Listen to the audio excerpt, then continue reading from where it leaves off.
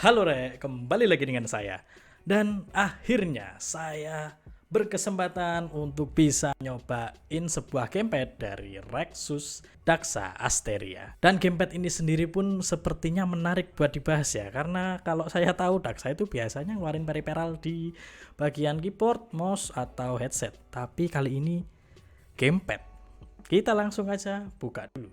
Dan ini adalah tampilan awal dari Rexus Daxa Asteria yang boxnya kelihatannya sangat simple banget, dan cuma ada tulisan Rexus Asteria, Daxa Asteria, dan belakang kayak spek-spek yang di highlight sama gamepad ini.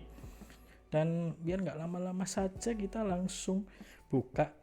Oh iya, dan ini warna yang saya pilih ini warna hitam ya, namanya Crystal Black, karena ada versi yang warna lain kalau nggak salah white mint namanya, itu yang kayak warna-warna mint gitu, putih campur sama hijau.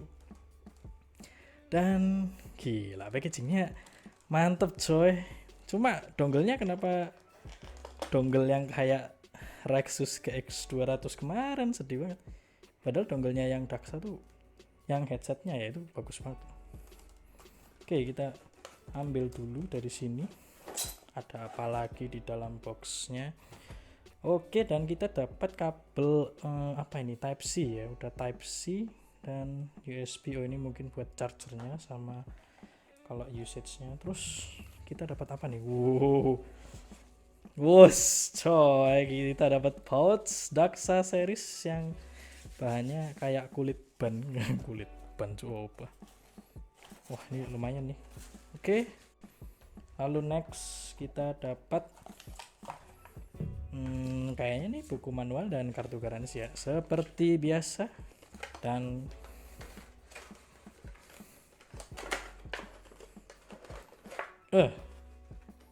gamepadnya sendiri, cakep lon. Oke, jadi ini adalah tampilan awal dan apa yang kalian dapat di dalam boxnya. Pertama kita bahas dari build dan desain yang ditawarin oleh gamepad ini. Dan kesan pertama yang saya dapat di sini waktu pertama megang itu adalah beratnya. Beratnya ada di kisaran 250 gram untuk sebuah gamepad yang biasa saya coba ada di 180 gram. Jadi menurut saya ini cukup berat sedikit aja, tapi tetap nggak ganggu pengalaman kita bermain kok. Dan build quality yang dikasih oleh gamepad ini tuh beneran cakep banget, terasa solid semuanya, tidak ada rasa kopong atau rasa murahan gitu ya. Ini emang terkesan kayak gamepad yang harganya ngaco, ini mahal kelihatan kalau kita cuma lihat secara tampilan gini aja. Dan kualitas tombolnya ini loh, button-button yang enak banget dipencet, bener-bener ngasih pengalaman yang cukup baru untuk sebuah gamepad yang bisa kalian dengerin sendiri suaranya.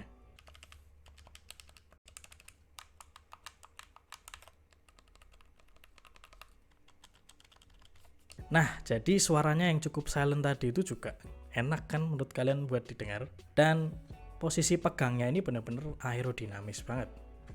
Apalagi ada bagian bantalan yang kayak karet ini, entah ini karet beneran atau plastiknya, nggak tahu, pokoknya dia dibikin kayak grip yang enak banget di tangan. Tapi sayangnya dia nggak menyeluruh ke bagian belakang ini ya, jadi dia hanya mengcover bagian depan aja buat grip karetnya ini. Sedihnya di situ doang sih. Sayang loh, padahal gripnya enak. Dan masih di bagian bodinya ini, kalau kalian bisa lihat ada LED yang warnanya biru menyala kayak gini di bagian tengah ini, dan di tombol home yang tulisannya logo Daxa ini.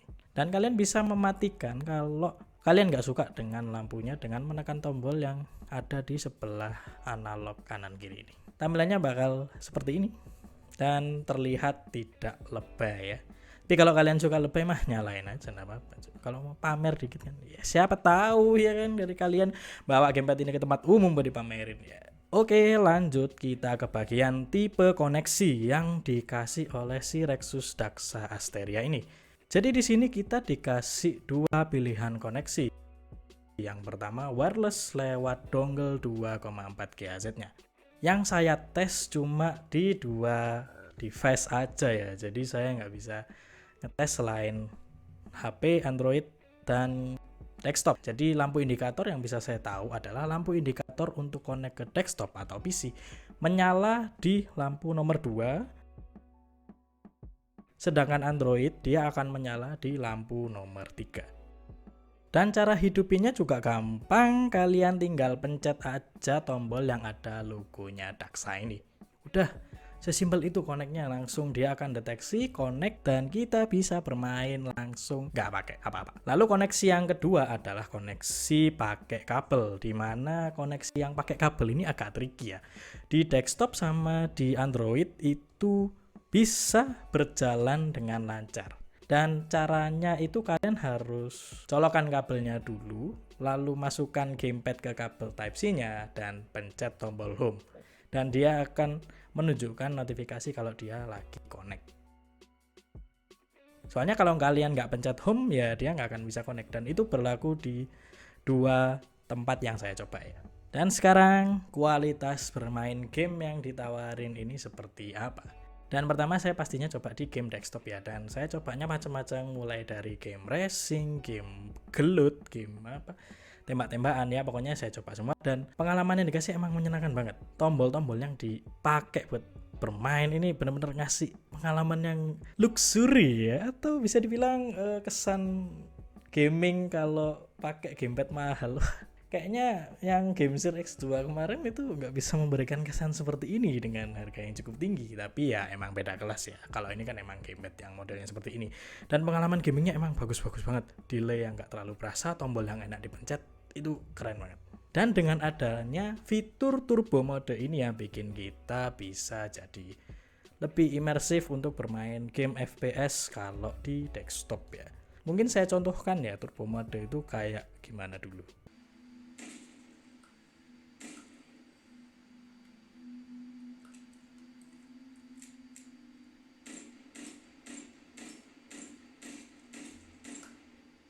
Ya, jadi kalian bisa tahu gambarannya kan ya. Jadi turbo mode itu membuat kalian bisa mencet tap tanpa harus ngetap. Ya, jadi kalian cukup tahan aja dan dia akan bekerja dengan sendiri. Dan pastinya tidak kelewat saya pun coba main game di Android. Kesan apa yang bisa dikasih? Ya sama kayak main game desktop tadi. Wes pokoknya sama plug, sama-sama enak, sama-sama cakep, dan pengalaman game yang wah ini gamepad yang bisa enak dimainin pakai model apa aja, entah itu Android kah, konsol kah, PC ya. Ini mantep banget. Tapi sayangnya ada satu hal yang bikin saya sedikit kecewa sama gamepad ini, yaitu modul getarnya. Kenapa modul getarnya? Kenapa modul getarnya harus dikhawatirkan dan menjadi minus ya? Karena getaran di gamepad ini tuh sayangnya cuma sekedar ada aja. Ya sedihnya sih di situ ya. Jadi kayak apa ya? Kurang strong, kurang kuat gitu. Kayak harusnya gamepad ini bisa memberikan experience yang lebih imersif gitu, tapi getarannya tuh emang asal ada. Ya bukan asal ada ya. Soalnya ini juga bisa ngikutin environment yang kalian mainin. Jadi kayak misalnya saya main game balapan dan saya ngelewati banyak medan yang harus dilalui itu, kayak misalnya ngelewatin tanah, rumput, ngedrift atau apapun. Getarannya bisa menyesuaikan. Cuma kurang tenaga aja rasanya. Ini sayang banget sih. Bener-bener saya expect ini adalah gamepad yang perfect, tapi ya namanya sebuah produk ya tidak pasti semuanya harus perfect ya. Oke, dari semua pembahasan saya tadi dan kesan pertama saya untuk gamepad ini itu sebenarnya bagus ya. Ini gamepad yang benar-benar ngasih kesan yang ciamik pokoknya. Di samping minusnya yang menurut saya kecil tadi, secara overall gamepad ini sebenarnya udah cukup bagus banget. Saya bisa rekomendasiin ke kalian buat yang mau nyari gamepad dengan rasa yang cukup baru dan sedikit premium lah ya. Dan punya budget lebih tentunya, karena saya kasih tahu dulu gamepad ini ada sekarang di harga 369.000, dan kalau kalian mau beli kalian bisa langsung cek link di bawah saja. Ya, semoga pembahasan saya tadi juga bisa membantu kalian untuk memilih gamepad atau sekedar buat referensi kalian aja. Dan sekian pembahasan saya soal Rexus Daxa Asteria. Ojo lali di like gak di like. Yo ora apa-apa. Matur suwun.